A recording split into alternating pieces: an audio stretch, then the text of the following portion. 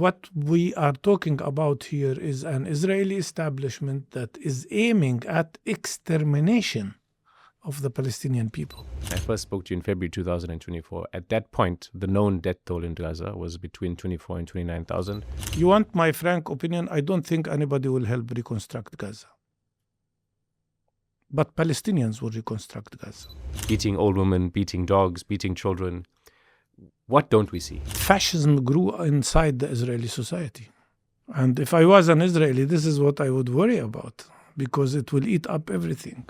They were done with Iraq, and now they wanted to eliminate Iran. Yesterday, I listened to a statement by Hillary Clinton, who kept saying that since she was in power, the only thing that Netanyahu kept talking about, and Ehud Barak was talking about, is destroying Iran, destroying Iran, destroying Iran.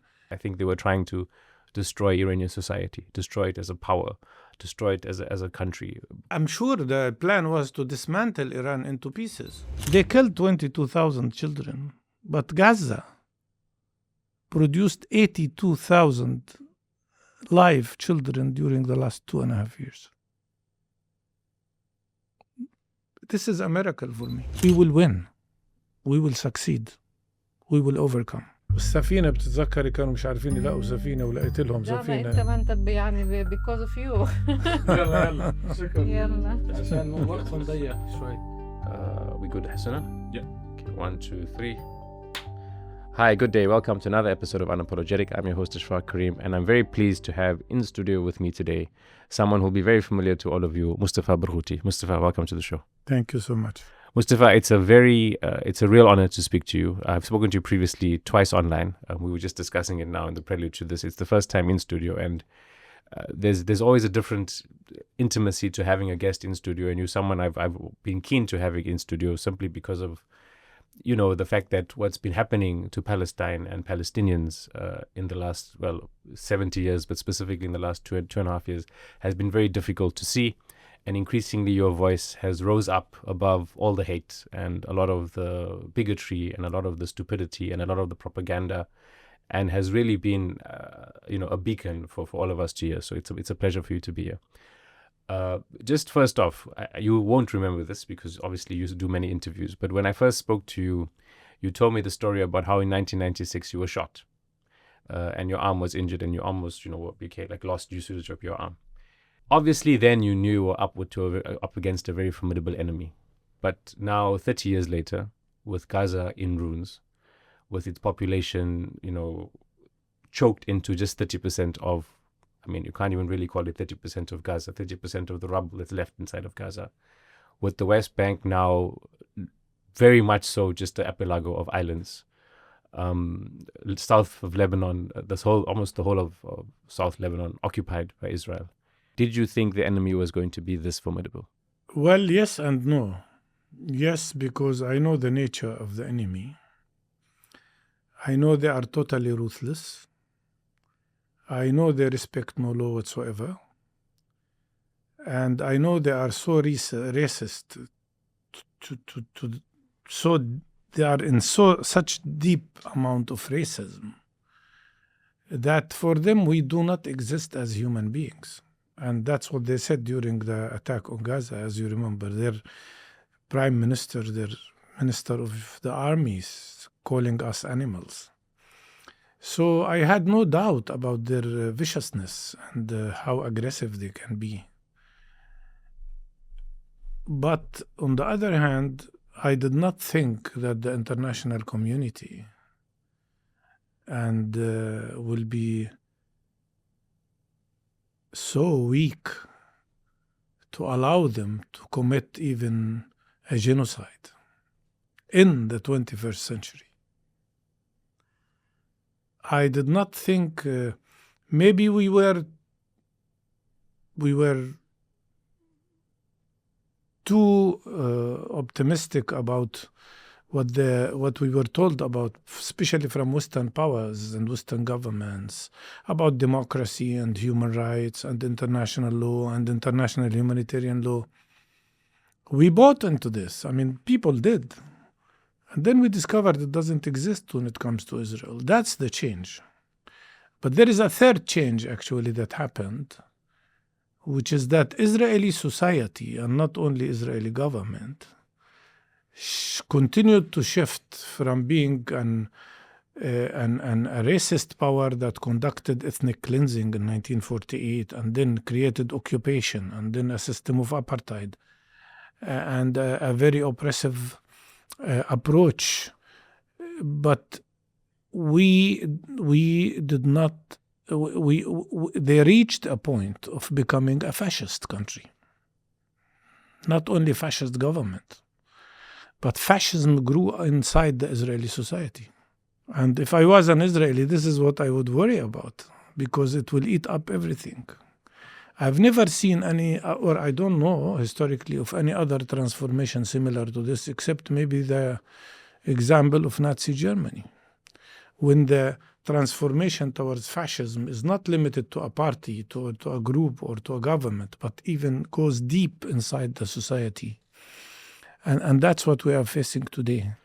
You mentioned international law and the failure, and that's really what maybe has been most surprising. Like, I think even then you could see the trend starting to move the society towards fascism, but that was... Now, when I mentioned earlier again, I first spoke to you in February 2024. At that point, the known death toll in Gaza was between 24 and 29,000. And it was just a month after South Africa brought the genocide case against Israel. And, and even then, it was probably hard to imagine that in the 2 years that have followed, the destruction, not just of Gaza, but, the increasing crackdown on civil liberties, on land theft, on just already a choked life, choking it even further in the West Bank, and massive destruction now in South Lebanon. Israel is also, they've been bombing Syria. They dragged the US into a war with Iran. And you say that, it's been shocking that all of this has occurred. Not going back 70 years, but just going back, or 30 years for when you were shot, but just going back to that point. In February 2024, what did you think the next 2 years would be like at that point? I didn't think it would last that long, the war. And I thought the pressure would be greater on Israel. But unfortunately, it went on. And as you said, now we have 12.5% of the population of Gaza either killed or injured. And it didn't stop.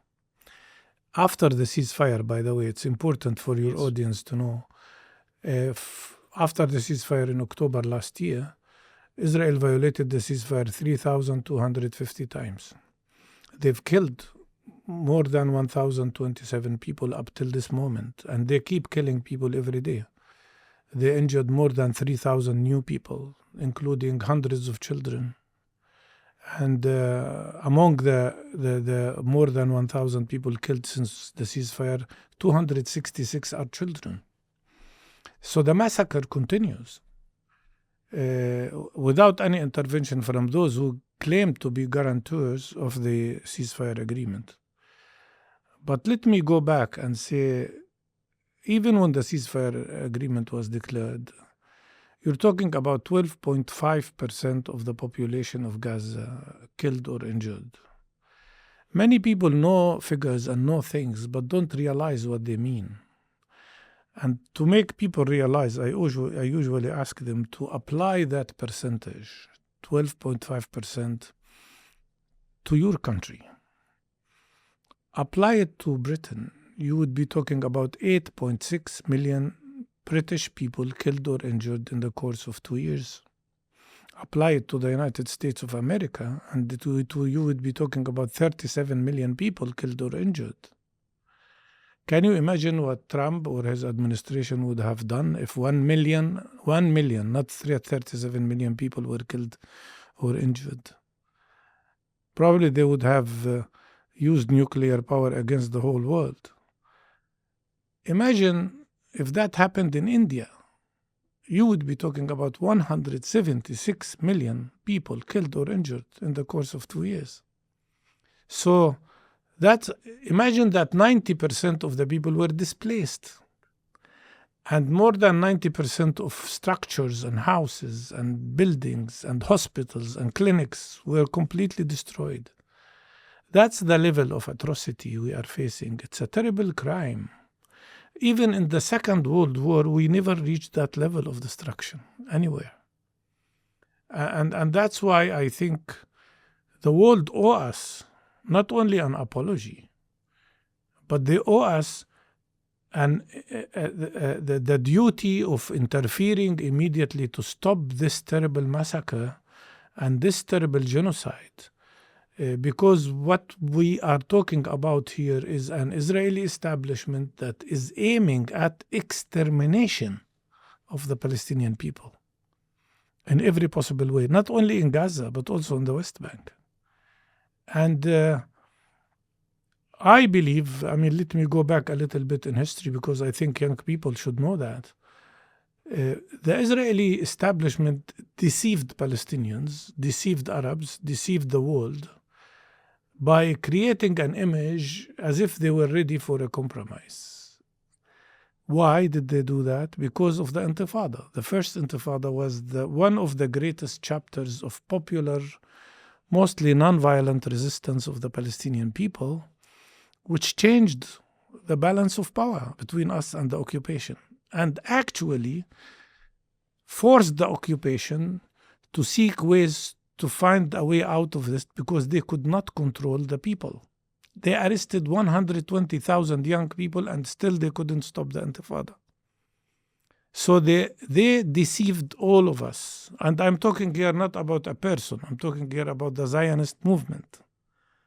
They deceived everybody by giving the impression that they were ready for a compromise. And that was Oslo Agreement. And the Palestinian leadership fell in the trap because they committed a huge mistake, not listening to us who were living in the occupied territories and knowing the reality, that they cannot sign an agreement without insisting first on total and complete freeze of settlement activities, which they didn't. And not to sign an interim agreement without first identifying the end result, which is ending occupation first. They made a mistake. The Israelis abused that. They used Oslo Agreement to cover up their real plans. And eventually we found ourselves, after Oslo Agreement, living the same scenario which was created during the last 120 years by the Zionist Israeli movement, which is a settler colonial project that aims not only at grabbing the land and occupying it, but that aims at total ethnic cleansing of the Palestinian people wherever they are. And what we face today is exactly what Palestinians faced in 1948. Settler colonial project. That's why you cannot talk about peace just by talking about ending occupation or ending apartheid or ending identifying Israeli borders. You can't talk about real peace for everybody without the end of the settler colonial project and its ideology. You mentioned the deception and Oslo and how, that was a trap.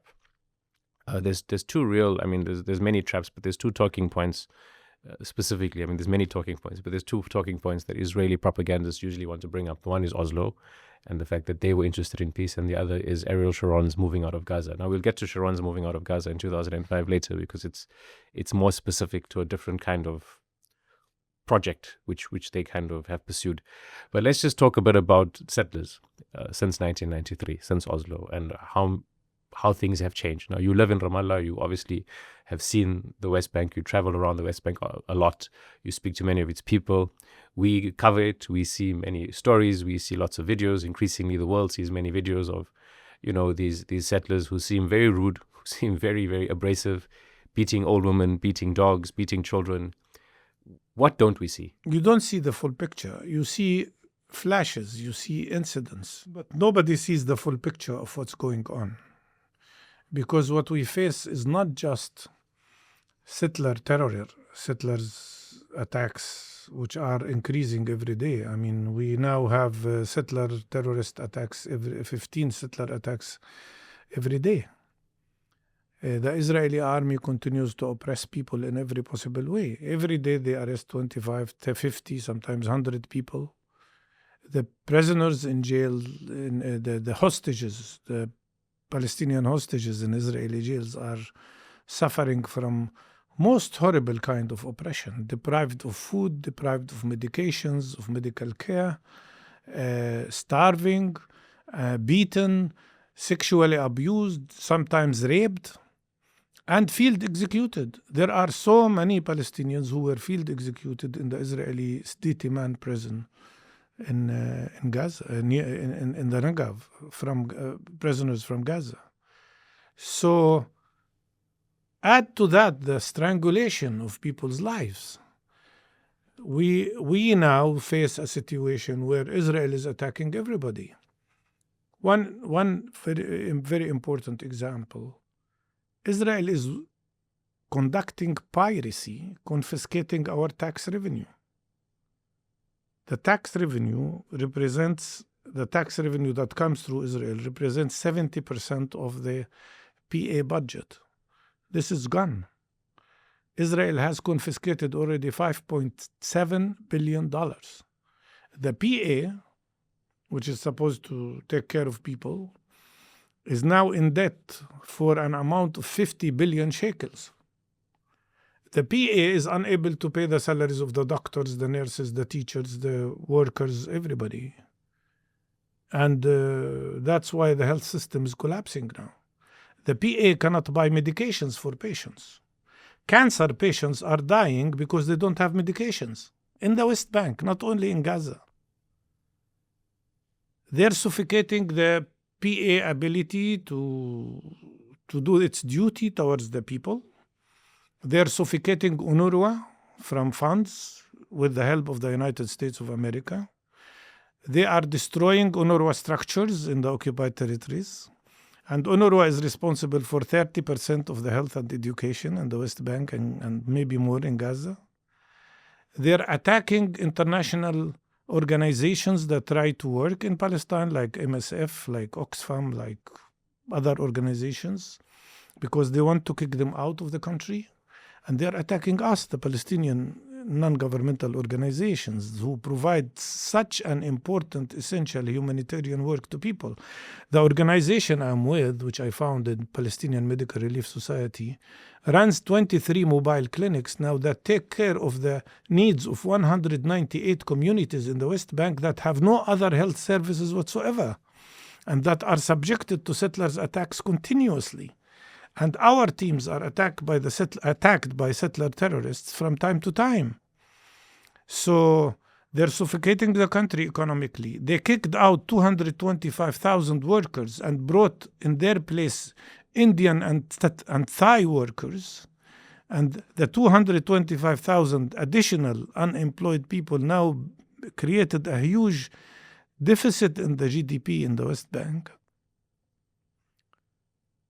And on top of that, you have 1,300 military checkpoints cutting the country, cutting West Bank into pieces, with the wall, which is already confiscating 18% of the West Bank, and 250 gates, which transform many communities into prisons, like Sinjil, Sinjil is a village that is caved completely it's enclaved by a wall of metal. Imagine. The confiscation of land or the Israeli control of land has exceeded already 58% of the West Bank. And they are not allowing people freedom of movement. They are not allowing people freedom of prayer. 95% of the people cannot get to Jerusalem, including myself. I was born in Jerusalem. I worked in Jerusalem as a medical doctor for 15 years. We're all deprived of that. And now they are changing reality. Even Oslo Agreement, they are dismantling it piece by piece. I think Oslo Agreement is over. They killed it. They shredded it. They threw it in the garbage. It's only the PA that is hanging on to the Oslo Agreement, which I think they shouldn't, because it's done. It's gone. So the reality of what we face in the West Bank and in Gaza, I don't have to re-describe to you what's happening in Gaza. Not only the killing, the daily killing, not only the fact that 2.1 million people are stuck in an area that is no more than 45 square miles, deprived of clean water, deprived of food, deprived of proper medical care,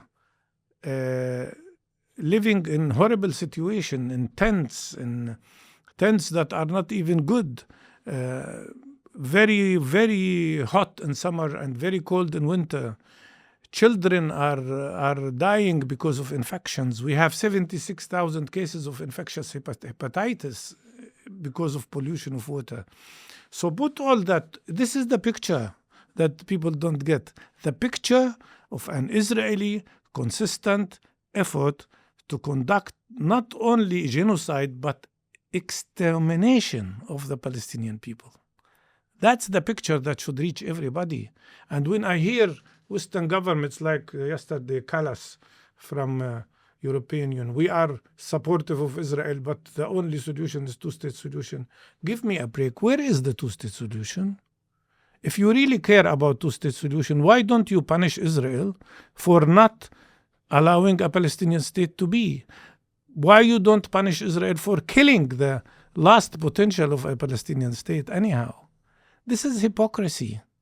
It's all about avoiding the main responsibility, which is imposing sanctions, boycott, divestment on an entity that is violating international law like never before. And that's the reality. You keep hearing two-state solution, two-state solution. What two-state solution? Where is it? How can you play this game with us and allow Israel to continue all this terrible oppression that I have just described to you? Imagine, what can I do? Last month, I have been so busy with so many patients who keep calling and asking, what can we do? We don't have the cancer treatment. Even my own wife, I had to buy medications for her. So, what do you tell people? And I think this whole world is now confronting. What Palestine did is to expose the world, expose the reality that there is no international law and there is no international humanitarian law. I know it happened in other countries. I know that other countries have similar situations in many different ways. But Palestine exposed the full reality of lack of accountability. And that's what people should know. You want me to tell you the big picture? This is the big picture. You mentioned the lack of law and the lack of accountability. Now, there's been a big war that's kind of wrapping up. I don't think it's wrapped up forever, but it's wrapped up for now. The regional war, which Israel to a large extent dragged the US into with Iran. And there seems to be noise about the fact that this has strategically harmed Israel. It's also not severed, but it's probably hurt in a very superficial way Netanyahu's relationship with Trump. And it's, Iran has strategically, at least in my analysis, seems to have come out stronger, even though they have suffered a lot of, infrastructure and human damage. It's also an argument to be made that it's brought Arab countries sort of more aligned together. That in addition to the genocide in Gaza, in the fact that even if they are still dealing with Israel, even under the table, they are a lot more mistrustful of Israel, right? It's clear that humanitarian law, as you mentioned, or international law isn't going to bring something to kill. Maybe geopolitics can. Do you think that's just wishful thinking on my part? No, on the contrary. Today I wrote on my X, they call it X now. Twitter, yeah. That the biggest loser of this Iranian-American agreement is Netanyahu. And this is very strategic, by the way. And I think this will have a positive impact on the situation in Palestine. Why? Because Israel did not want only to take over Palestine. And I repeat, the Zionist movement, which Netanyahu is the representative of, and his fascist crowd, including Smotrich and Ben-Gvir, were working on two things. And by the way, before the 7th of October, in September 2023, Netanyahu appeared in the General Assembly of the UN and bluntly said two things. First of all, that he showed the map of Israel that included the annexation of all West Bank and Gaza and Golan Heights.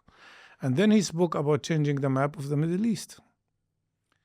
So the I think the Israeli Zionist movement thought they are now able to achieve two goals. One is the total, complete imperial domination of the Middle East, to become the imperial power that dominates the Middle East, economically, security-wise, military-wise, etc., etc. And that fit very well with the American new security doctrine, which practically said that they will outsource the control to some other forces in the region, given that they don't need the oil, but they don't want the oil to fall in the hands of anybody.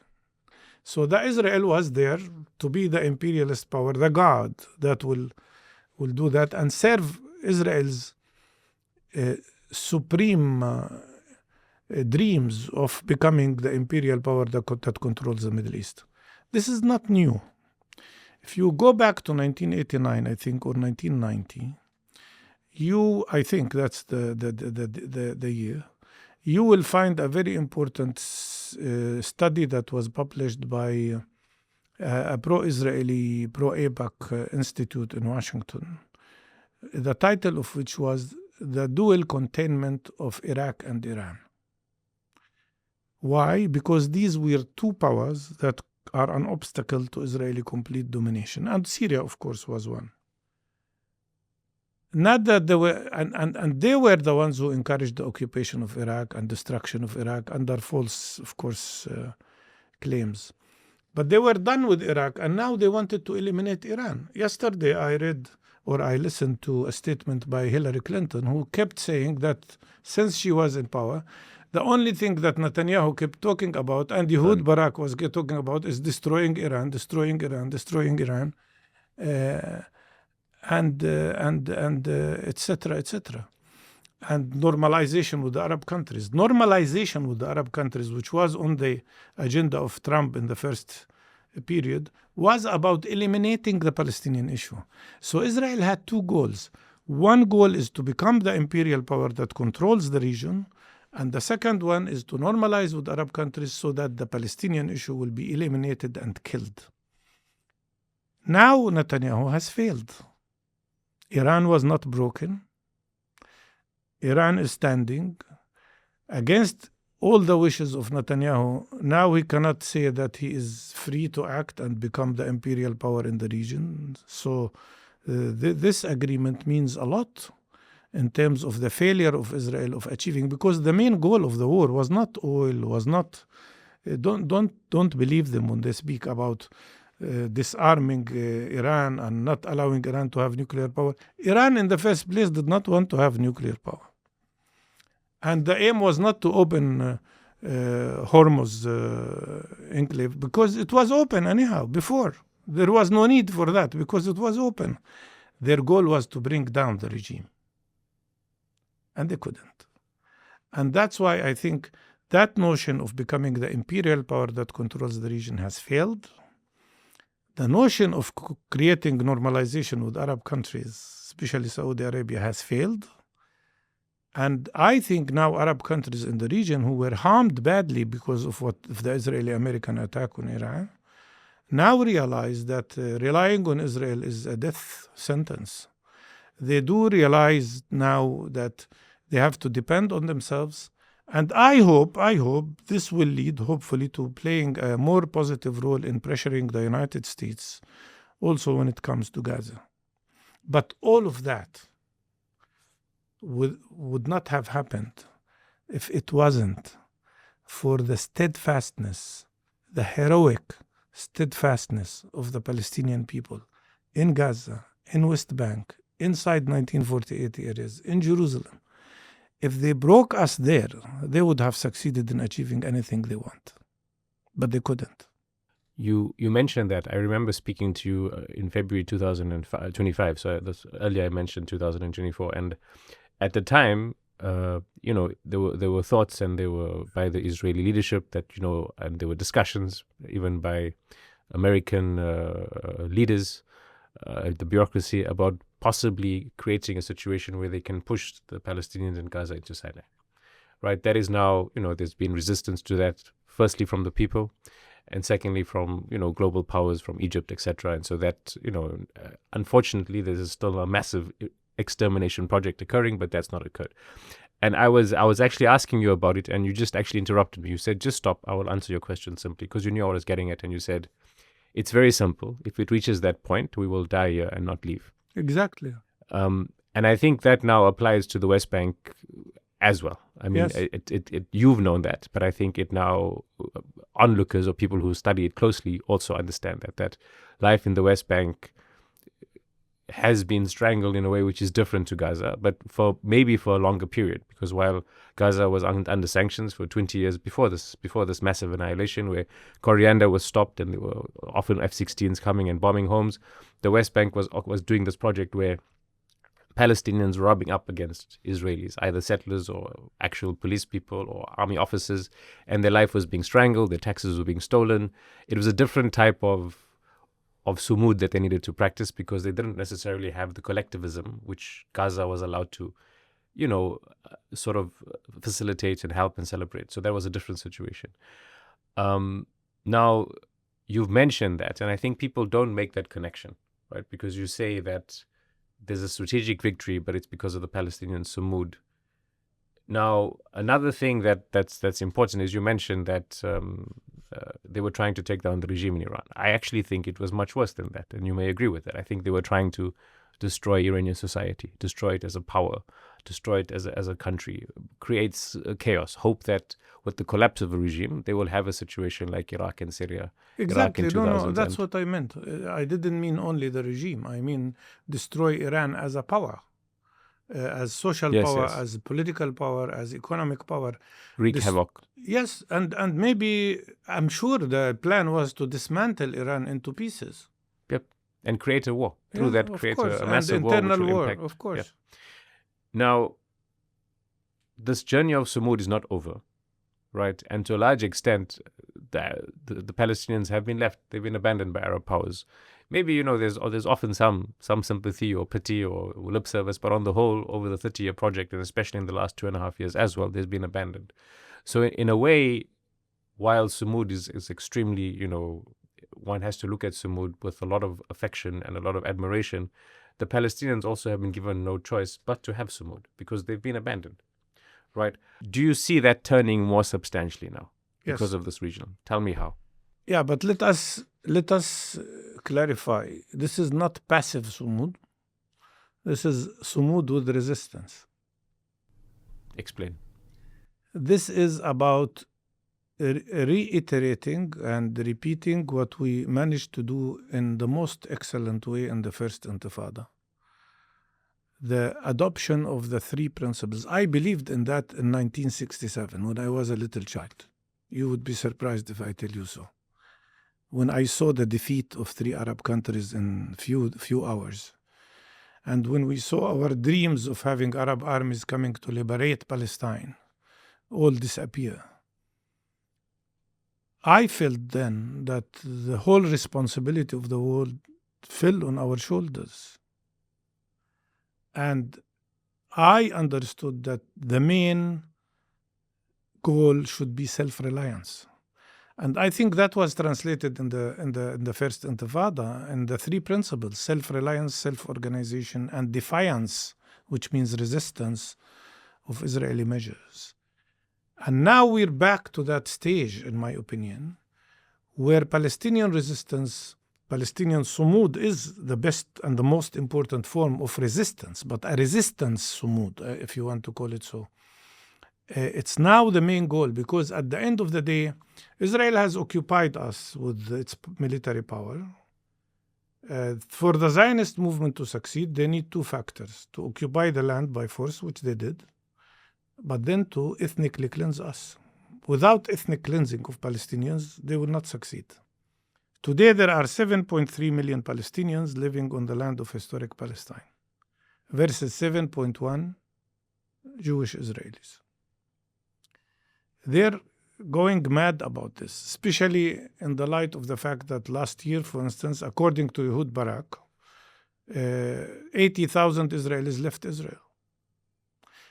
For the first time since 1948, the immigration balance is negative in Israel. minus 37,000. So for them, the only solution is ethnic cleansing of Gaza and the ethnic cleansing of the West Bank, and they're trying to do it. That's why now the most important national, patriotic goal of Palestinian people is to stay in Palestine. And every Palestinian, wherever they live, in London, in Britain, in US, in Germany, in Jordan, in Syria, wherever they live, the duty of every Palestinian worldwide now is to support the steadfastness of the Palestinians in the West Bank, Gaza, and in 1948 areas. In every possible way, whether they support their brothers or their family, whether they support our health care or education or whatever, they have a duty. This is their way of resistance, of participating in the Palestinian struggle. But that alone is not enough. That will consolidate our presence, but to change the balance of power, we need an additional thing, which is boycott, divestment, sanctions, imposing sanctions on Israel to change the whole balance of power, which is skewed in their interest. These two factors, in my opinion, are the most important strategic two components that Palestinians should stick to. And yes, I think that's the way to go. And every Palestinian should be concerned with that. We should first rely on ourselves. We should not wait for others to help us. You want my frank opinion? I don't think anybody will help reconstruct Gaza. But Palestinians will reconstruct Gaza. And that's why I keep talking to people. I speak on TV to Palestinian communities everywhere, and I hope some of them will hear me today. Create a situation of a Palestinian to Palestinian, a Palestinian family to a Palestinian family, a wealthy family in the States, let them help rebuild a house in Gaza directly. I think that's the only way to go. We will not keep waiting for others to help us. We have to do it ourselves, but of course we welcome any help that would come, especially from this huge, unbelievable, fantastic, noble international movement of solidarity with Palestinians. But the difference in the consciousness of Palestinians is we waited too much for others in the past. We shouldn't. One of the strategies of Israel they've had, since settlers started arriving in Israel, in Palestine in the early 1900s, was to, disarm, destroy, confuse, disentangle the leadership of Palestinians. Right now, it's been clear that, they have done that to a large extent. They've assassinated many leaders. They have very important leaders in jail. And, even before October 7th, they were trying to eliminate the leadership of Hamas, and now they have killed many, many leaders of Hamas. You obviously are a prominent Palestinian leader. You probably have your own fears of them assassinating or harming you in some way. But you also interact with many Palestinian leaders in the diaspora, inside Palestine itself, etc. What efforts are being made to sort of create this is literally your job. Your job is to try to convene leadership and create some sort of broad alliance. Tell us how that has become more complicated in the last 30 months or so, and where that stands at the moment. Look, the biggest mistake the Palestinian leaders committed was to think that they can create an authority under occupation. This became their major weakness. And of course, for some people, when that happened, it was justified because it was perceived as a transitional step towards a state. And many Western leaders made Palestinians believe that if you build good structures and good systems, etc., we will give you a state, which never happened, of course. And the two main reasons why we had internal split in the Palestinian community or in the Palestinian political structure, because I still believe people are better than their leaders. People are more united than the leaders themselves. And I think the leaders should learn from the people how to be united. But nevertheless, I want to say that the two reasons why we had an internal division is, first of all, the first was Oslo Agreement, because it created immediately an internal political division between those who believed in the possibility of a compromise with the Israeli establishment and Zionist movement and those who didn't. Then came the other thing, which is the competition over the authority, an authority under occupation. And yes, there was a competition in elections and in creating governments and so on. These were the two reasons why we had a split internally. When I speak to our colleagues and other leaders, I tell them the two reasons for internal divisions are gone. First of all, the authority is not there anymore. It's an authority without authority, as Sa'ib Barakat used to say. It's an authority without authority, although he was in the authority. He used to say it's an authority without authority and an authority under occupation. I completely agree. So why you are competing for an authority that doesn't exist in reality? And Israel is dismantling every day. And second, the reason for the political difference is gone because Israel already also killed Oslo, agreement. So why are we in division here?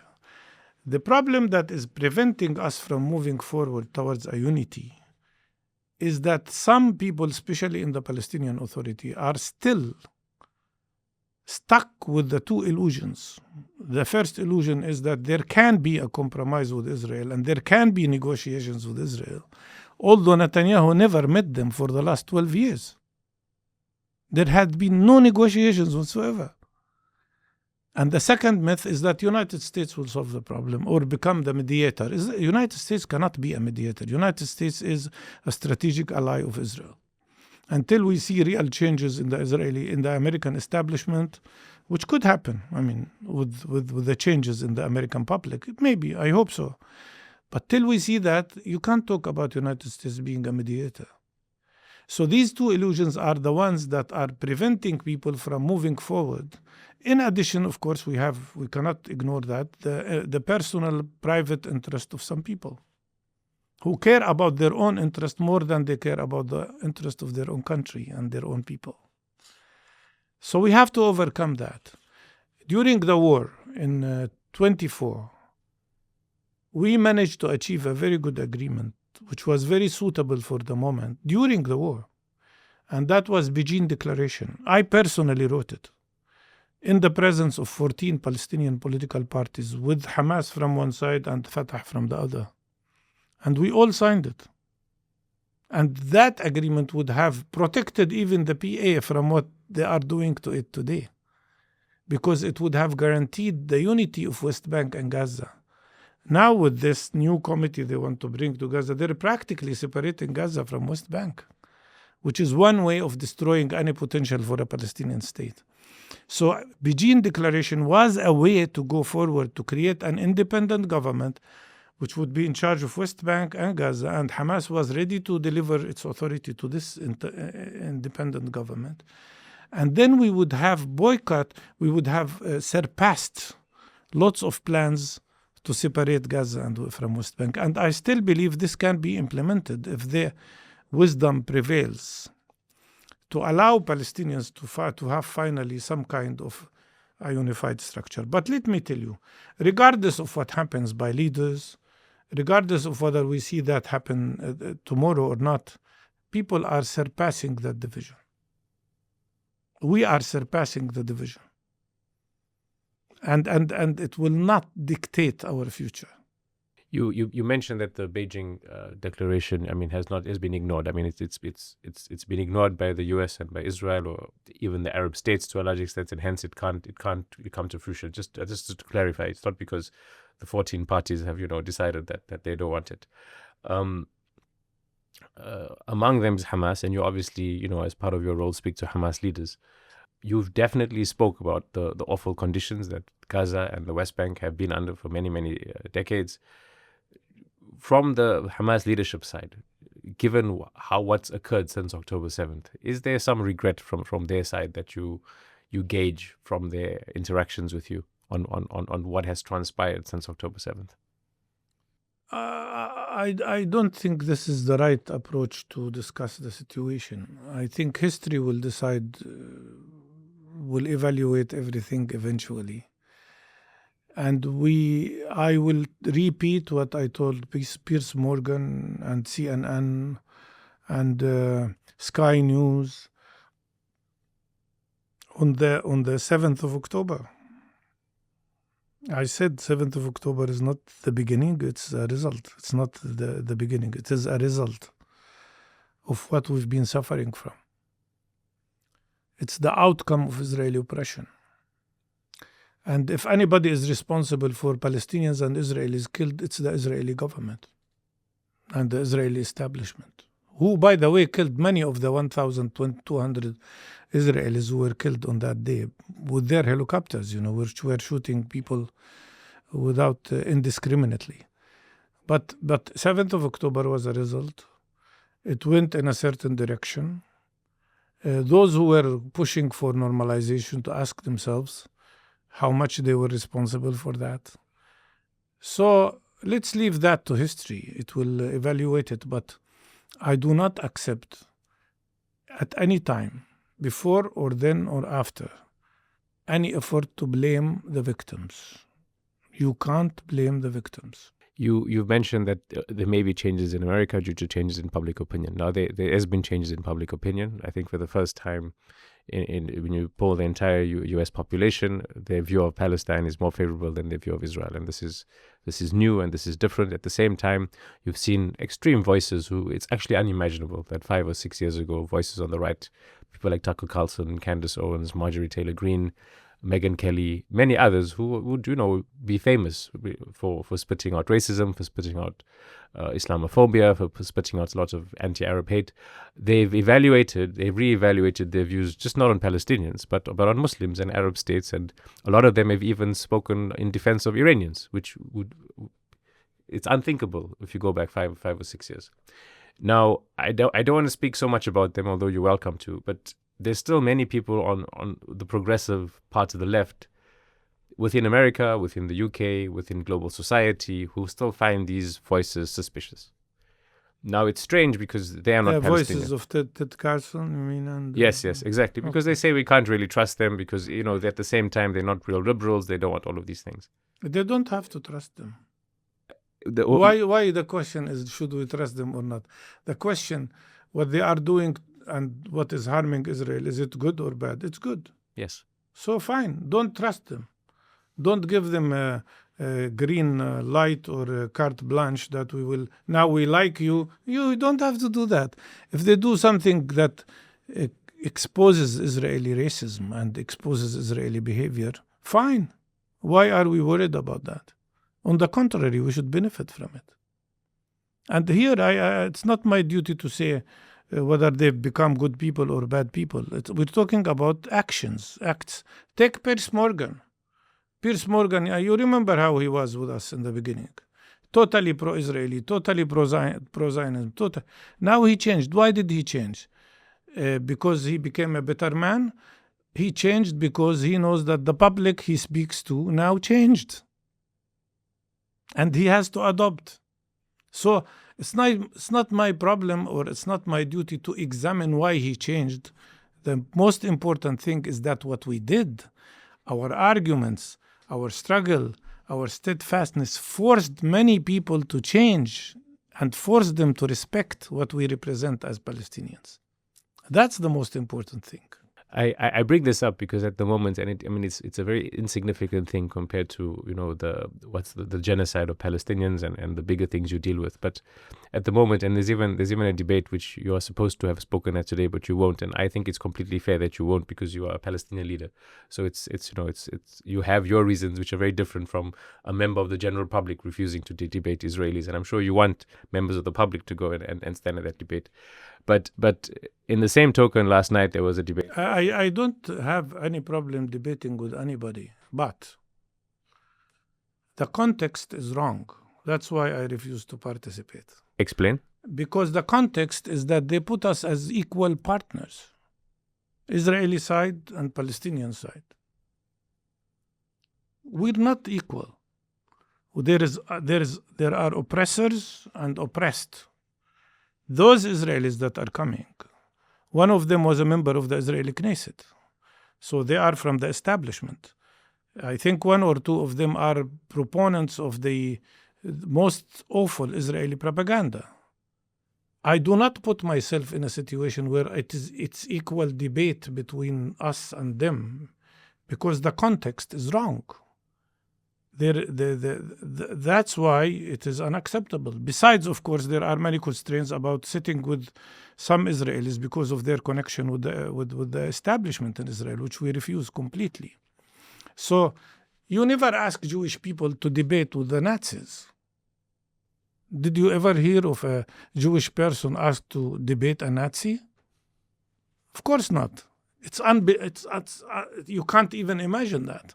So that's why I think I respect other people's opinion. It's their choice. But for me also, as a political leader, I'm not just an academic that wants to debate with others. I have a bigger duty. And that's why I'm going to give a lecture at Oxford. And I hope people will come and listen. I think your position as a leader gives you a privilege in this situation. It's not really a privilege, it's a responsibility, because you obviously have to manage everything you've just mentioned.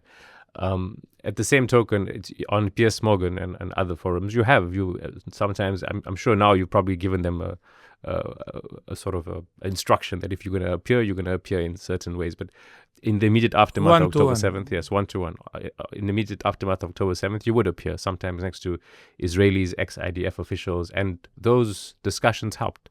Those discussions helped the general public see the straw man arguments they have, see the case that you put forward.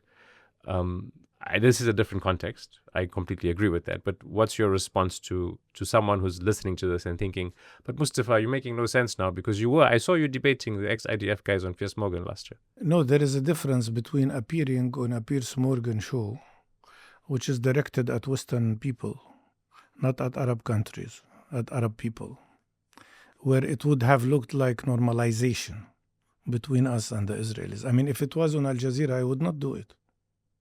But because it's for international audience, it's fine. This new debate is different, because here you're putting 3 Israelis or 3 pro-Israelis against 3 people who are against Israeli policy, and putting them on equal footing. That's the context I don't agree with. Okay. I earlier mentioned... and besides the fact that actually, I'm sorry, I don't want to go into this details, but when I was asked to attend the debate, I was not told who's going to be there. That's fair. That's totally fair. Yeah. When I knew, of course, I thought... You reevaluated your position. I mentioned earlier on, the Israelis like to talk about the fact that they left Gaza in 2005. And we discussed how that's a deception. We didn't really discuss it. We haven't unpacked it. Explain to me and the audience why that was a trick, why that was a trap. But again, even then, now actually, let's deal with that. Answer that, and then we'll get to the next question. What is the question? The trap. How the disengagement from Gaza in 2005 was a trap. Israel's disengagement, their removement of the settlements. Look, Israel always, I think the Israeli movement always dreamed of getting rid of the Palestinian population. That's why they conducted ethnic cleansing in 1948. Gaza was a difficult place. Why? It was highly populated with strong resistance internally, which the Israelis could not control. Sharon in the 70s went into Gaza and destroyed so many houses. He created huge roads inside the refugee camps, destroying thousands of houses. You don't know that, but he moved hundreds of families from Gaza to the West Bank by force. His goal was to control Gaza by these measures. And he failed. So Gaza became a very difficult place to control. And that erupted even more strongly during the first Intifada, which started actually in Jabalia camp. And you remember Yitzhak Rabin then said, I wish I can wake up tomorrow and find that Gaza disappeared in the sea. Why? Because what he was saying, we are unable to displace these people. So at least let's get rid of them and the piece of land they are sitting on, to break the formula of the Palestinian demographic presence in there. Because by getting rid of Gaza, you are getting rid of 2.2 million people out of 7.3 million people. That's why they thought. And because they couldn't force people out, Sharon eventually came to the conclusion so that the best solution for Israeli security is to simply redeploy, not withdraw from Gaza. One of the strongest mistakes in terminology was this media use of the explaining what happened in Gaza in 2005 as a withdrawal. It was never a withdrawal. It was military redeployment, where the Israeli army kept occupying an area inside Gaza, kept controlling an area inside Gaza of 24%. Eventually, it started with 8%, then 12%, then 24% before the war started, which meant people cannot go to these areas without being bombarded by Israel. They call it buffer zone. So they kept that buffer zone around Gaza. They kept the control of all borders of Gaza. They kept the control of electromagnetic field of Gaza. They kept the control of the sea, and they kept the control as I said, of all passages. They kept the control of water supply. They kept the control of electrical supply. So where is the withdrawal? There was no withdrawal. And they created, in 2006, the worst kind of siege on Gaza, where we reached a situation where people did not have electricity for more than 4 to 5 hours a day, where 80% of young, educated people in Gaza were unemployed, where people suffered, everything suffered. And still people survived. So practically there was no withdrawal. There was just redeployment to save the lives of Israeli soldiers and Israeli settlers from the Palestinian resistance. That's what it was. It was a military arrangement rather than a withdrawal. You've mentioned right early on in the conversation about how life in the West Bank is really difficult. We can only imagine that life in Gaza is what must be like, given the fact that people are crowded in tents. They are crowded. They have to queue for toilets. They have to rely on aid. There is no infrastructure. There's hardly any trade. There's hardly any society. But people steadfast. You know what annoys the Israelis? Two things, I think. And not only Israelis, but racist Western people who support Israel. What annoys them is two things. First of all, how could the minds of these Palestinians, for them they will say the Muslim Palestinians, but it's not just Muslim, it's Muslim and Christian Palestinians. How could these people under siege, under most difficult conditions, develop such a level of a fantastic, high-level educational system in their universities and their schools, and produce brains that could plan and defeat even Israeli intelligence? This, I think each one of them thinks this is an insult. And an insult, how could Palestinians be so intelligent? For them, this is the ultimate defeat, that they beat you intelligently, you know. But the second thing that I think annoys them so much, especially the Israeli establishment, is that, yes, they killed 22,000 children. You know what we did? The first thing we did in the first weeks of the war? We looked at the health situation and we were alarmed by what might happen to the 70,000 pregnant women. What we did, medical relief, was to immediately employ 90 midwives, because all clinics, all hospitals will either destroyed or besieged, and these women had no care. So we employed 90 midwives, tried to supply them with what they needed to take care of the pregnant women. We still employ them. So after they killed 22,000 children, but Gaza, produced 82,000 live children during the last 2.5 years. This is a miracle for me. How are, given the constraints in Gaza, how I mean, it's a bit hard to understand, but how is that society still surviving there? How are they still running their clinics, their hospitals, their try form of everything. education system? They do everything they can, and that's that because of the determination and because there is no other choice. In our case, they destroyed 11 of our clinics and our main centers completely.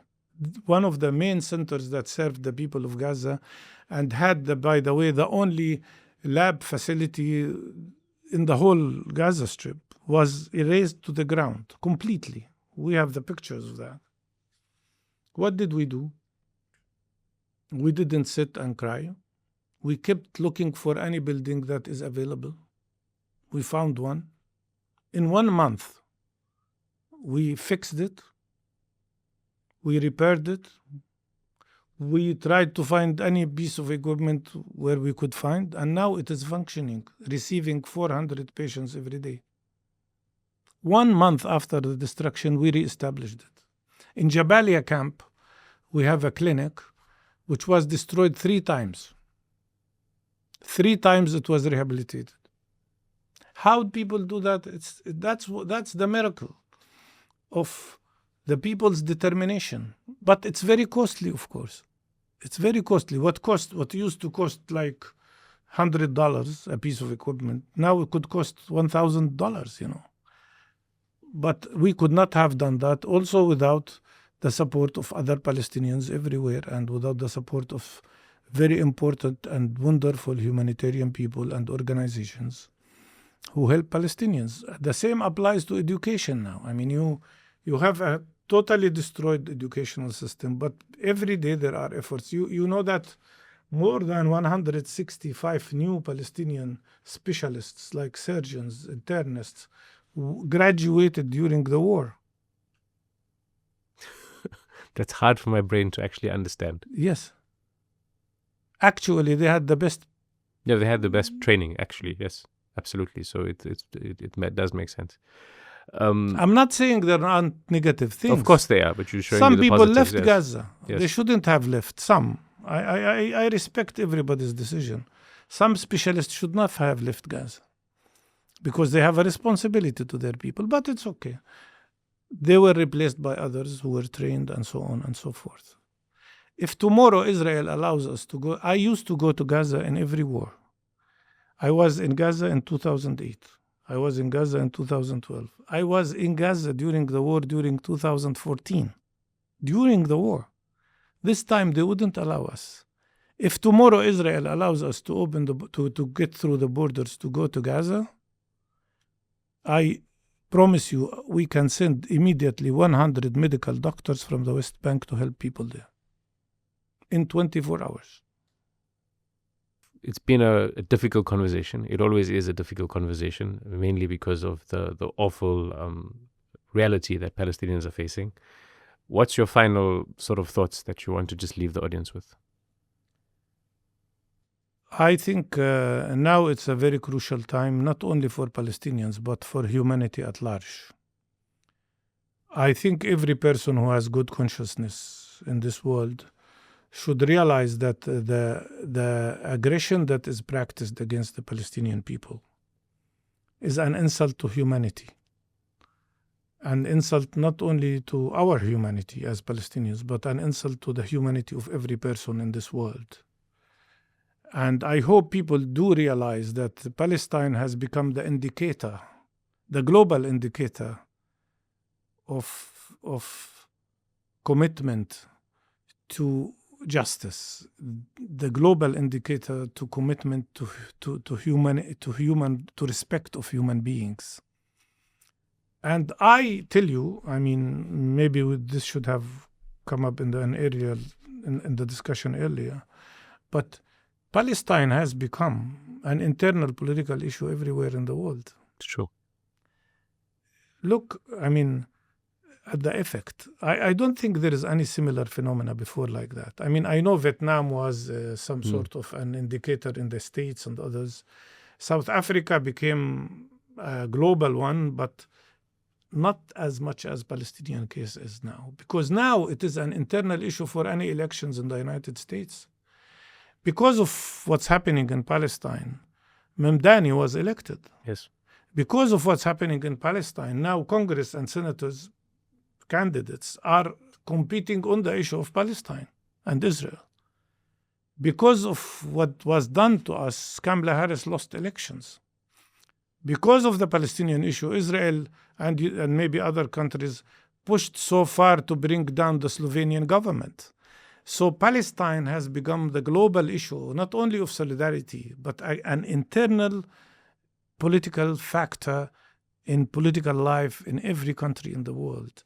That's what Nelson Mandela predicted back when South Africa liberated itself from the regime of apartheid.